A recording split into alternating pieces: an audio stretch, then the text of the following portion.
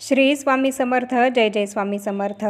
तुम्हा सर्वांचं पुन्हा एकदा अगदी मनापासून आपल्या या नवीन व्हिडिओमध्ये मी स्वागत करते.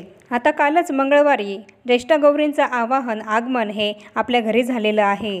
ज्येष्ठ गौरींचा हा सण 3 दिवसांचा असतो आणि या सणामध्ये पहिल्या दिवशी गौरींचं आगमन हे आपल्या घरी होत असतं, तर दुसऱ्या दिवशी गौरी पूजन हे होतं आणि तिसऱ्या दिवशी गौरी विसर्जन होत असतं. गौरींच्या या 3 दिवसाच्या सणामध्ये गणपती बाप्पाप्रमाणेच गौरींचं सुद्धा अगदी आनंदानं आणि थाटामाटानं स्वागत आपण आपल्या घरी करत असतो. ज्याप्रमाणे गणपती बाप्पा हे आपल्या घरी 10 दिवसांसाठी येत असतात, त्याचप्रमाणे गौरी ही सुद्धा आपल्या घरी माहेरवाशीण म्हणून 3 दिवसांच्या मुक्कामाला येत असते. आणि या 3 दिवसांमध्ये आपण गौरी मातेची गौरीची अगदी मनोभावे पूजा सेवा ही करत असतो. आपल्या संपूर्ण कुटुंबाचं कल्याण व्हावं, संपूर्ण कुटुंबाची प्रगती व्हावी आणि तसंच अखंड सौभाग्याचा आशीर्वाद हा आपल्याला प्राप्त व्हावा आणि त्याचप्रमाणे आपल्या घरामध्ये धनधान्याची कमतरता ही आपल्याला कधीही भासू नये याकरताच गणेशोत्सवामध्ये 3 दिवसांसाठी गौरी मातेची पूजा ही केली जाते. प्रत्येकजण आपापल्या रीतिरिवाजाप्रमाणे आणि परंपरेप्रमाणे हे ज्येष्ठ गौरींचं पूजन हे करत असतात. काही जणांकडे केवळ गौरीच्या मुखवटांचे पूजन केले जाते, तर काही जणांकडे उभ्या गौरींचे पूजन हे केले जाते, तर काहींकडे बसलेल्या गौरींचे पूजन हे केले जाते. ज्येष्ठ गौरींच्या या 3 दिवसांच्या सणामध्ये दुसरा दिवस हा अत्यंत महत्त्वाचा मानला जातो, कारण या दिवशी गौरी पूजन हे केलं जातं आणि ज्येष्ठ गौरीला महानैवेद्य हा सुद्धा या दुसऱ्या दिवशीच अर्पण हा केला जातो. पहिल्या दिवशी अनुराधा नक्षत्रामध्ये ज्येष्ठ गौरीचे आपल्या घरी आगमन झाल्यानंतर दुसऱ्या दिवशी ज्येष्ठ नक्षत्रामध्ये या गौरींचं पूजन हे केलं जातं आणि महानैवेद्य हा दाखवला जातो. मग या महानैवेद्यामध्ये ज्येष्ठ गौरीला पुरणाचा नैवेद्य हा दाखवला जातो आणि त्याचप्रमाणे याच दिवशी 16 प्रकारच्या भाज्या, 16 प्रकारच्या कोशिंबिरी, 16 प्रकारच्या चटण्या आणि त्याचप्रमाणे वेगवेगळे फराळाचे पदार्थ बनवून त्याचा सुद्धा नैवेद्य या दिवशी ज्येष्ठ गौरीला दाखवला जातो. आणि त्याचप्रमाणे याच दिवशी पुरणाचे 16 दिवे बनवून त्या दिव्यांनी ज्येष्ठ गौरीची आरती ही केली जाते आणि संध्याकाळी हळदी कुंकवासाठी सुवासिनी स्त्रियांना बोलावलं जातं. हळदी कुंकाचा कार्यक्रम हा संध्याकाळी केला जातो आणि बऱ्याच जणांकडे या दिवशी रात्री जागरण हे केलं जातं आणि वेगवेगळे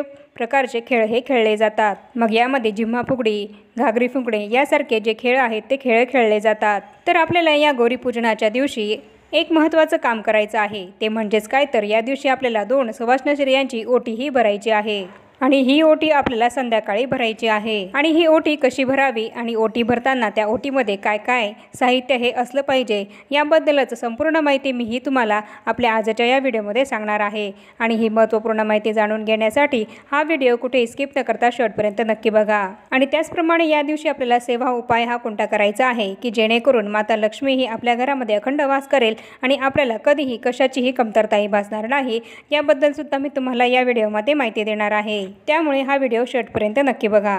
ज्येष्ठ गौरींच्या या 3 दिवसाच्या सणामध्ये दुसरा दिवस गौरी पूजनाचा हा दिवस अत्यंत महत्त्वाचा मानला जातो आणि आजच हे दुसऱ्या दिवसाचे गौरी पूजन हे प्रत्येकाकडे केले जाणार आहे.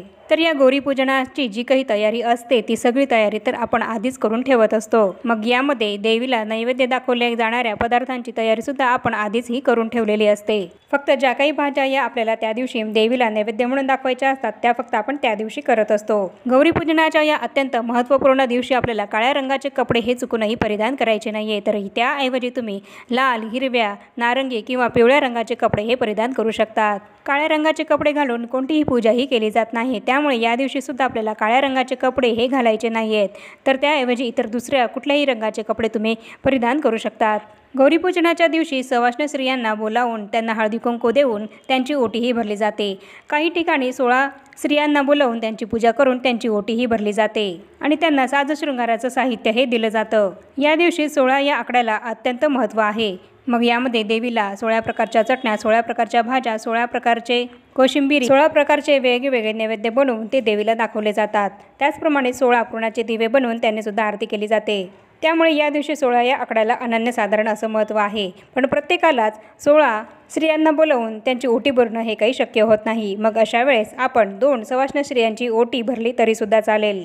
पण ज्यांना 16 स्त्रियांची ओटी ही भरायची असेल तर ते 16 स्त्रियांना बोलवून त्यांची ओटी ही भरवू शकतात आणि 16 प्रकारचं जे काही शृंगाराचं साहित्य आहे ते आणून त्यांना ते देऊ शकतात. मग त्यामध्ये रुमाल, टिकली, बांगडी, काजळ, नेलपेंट, गजरा, कंगवा या प्रकारचे जे काही 16 शृंगाराचे साहित्य आहेत ते आणून तुम्ही त्या स्त्रियांना देऊ शकतात। आणि जर तुम्हाला 16 स्त्रियांना बोलून प्रत्येकाला हे 16 प्रकारचं साहित्य जर द्यायचं असेल तर तसं सुद्धा देऊ शकतात, किंवा ही 16 शृंगाराची जी काही साहित्य आहे ती प्रत्येकीला एक एक याप्रमाणे देऊ शकतात। जसं की एकीला जर आपण टिकली दिली तर दुसरीला कंगवा द्यायचा, तिसरीला आपण नेलपेंट द्यायची आणि चौथीला आपण बांगडी द्यायची, याप्रमाणे तुम्ही करू शकतात। पण हे करणं ज्यांना शक्य नाही तर त्यांनी 2 सवाष्ण स्त्रियांची ओटी भरली तरी सुद्धा चालेल। या 2 महिलांना माता पार्वती आणि माता लक्ष्मीचं स्वरूप मानून त्यांची ओटीही भरायची आहे। आणि या दिवशी जर आपण या 2 महिलांची ओटी भरली तर माता पार्वती आणि माता लक्ष्मी यांची ओटी भरल्यासारखंच होतं। त्यामुळे या दिवशी 2 सवाष्ण स्त्रियांची ओटीही नक्कीच भरायची आहे। आणि ही ओटी आपल्याला कशी भरायची आहे आणि ओटीमध्ये काय काय साहित्य हे टाकायचं आहे हेच आता आपण जाणून घेऊया। तर या 2 महिलांची ओटी तुम्हाला भरायची आहे तर त्यासाठी तुम्ही त्या महिलांना साडीही घेऊ शकतात। आणि जर साडी घेणं तुम्हाला शक्य नसेल तर तुम्ही ब्लाऊज पीस घेतला तरी सुद्धा चालेल। आणि ही साडी घेताना तुम्ही हिरव्या रंगाचीही घ्यावी किंवा नारंगी रंगाची सुद्धा साडी तुम्ही घेऊ शकतात। नाही तर तुम्हाला शक्य नसेल तर तुम्ही एखादा खण घेतला हिरवा तरी सुद्धा चालेल। आणि त्याचप्रमाणे एक नारळ हा आपल्याला घ्यायचा आहे आणि तो नारळ आपल्याला सोलायचा नाहीये आणि त्या नारळाची शेंडी ही त्या महिलेकडे येईल या पद्धतीने तो आपल्याला ओटीमध्ये ठेवायचा आहे। त्याचप्रमाणे ही ओटी भरण्यासाठी आपल्याला गहू घ्यायचे आहे। गहू हे ओटीमध्ये असलेच पाहिजे।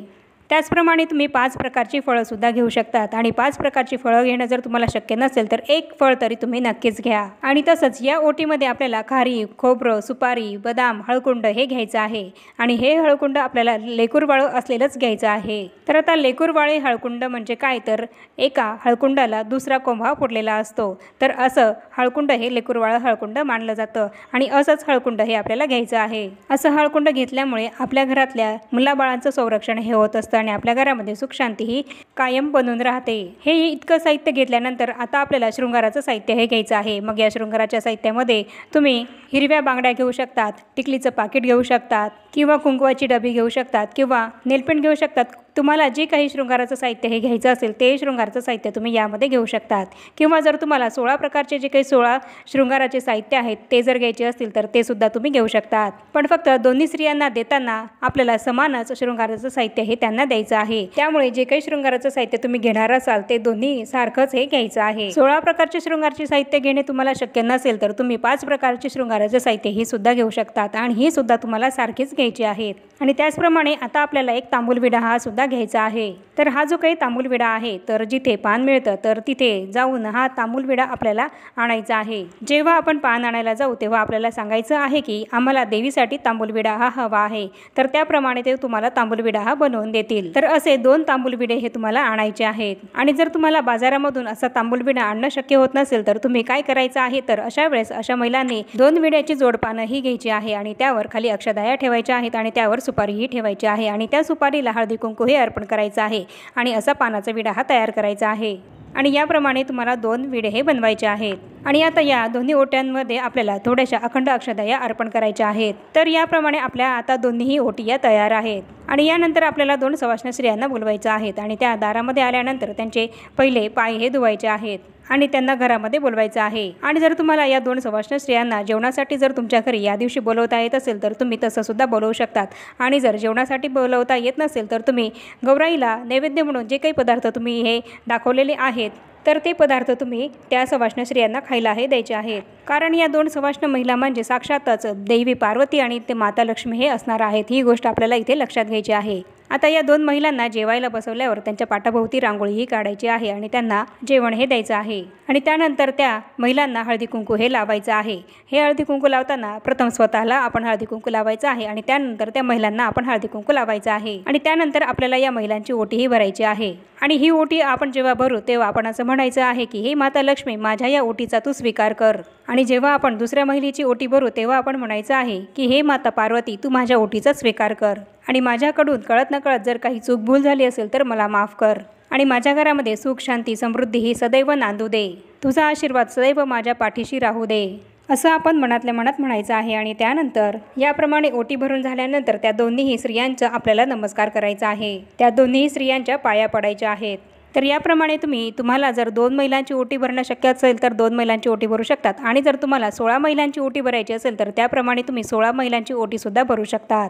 तर याप्रमाणे आजच्या व्हिडिओमध्ये मी तुम्हाला गौरी पूजनाच्या वेळेस आपल्याला 16 स्त्रियांची ओटी ही जर भरणं शक्य नसेल तर 2 सवाष्ण स्त्रियांची ओटी ही कशी भरायची आहे आणि ओटी भरताना त्यामध्ये काय काय साहित्य हे असलं पाहिजे याबद्दल संपूर्ण माहितीही दिली आहे। त्याप्रमाणे तुम्ही सवाष्ण स्त्रियांची ओटी ही नक्की भरा, म्हणजेच तुमच्या घरामध्ये सुख शांती समृद्धी ही अखंड बनून राहील आणि तुम्हाला आयुष्यभर कशाचीही कमतरता भासणार नाही। आणि आता या छोट्याशा माहितीसह आपण आपला आजचा हा व्हिडिओ इथेच थांबवूया। चॅनलवर जर तुम्ही पहिल्यांदाच आला असाल तर चॅनलला जरूर सबस्क्राईब करा आणि या व्हिडिओला जास्तीत जास्त लाईक आणि शेअर सुद्धा जरूर करा आणि भेटूया पुन्हा अशाच नवीन एका माहितीपूर्ण आणि महत्त्वपूर्ण व्हिडिओसोबत। तोपर्यंत सर्वांना श्री स्वामी समर्थ।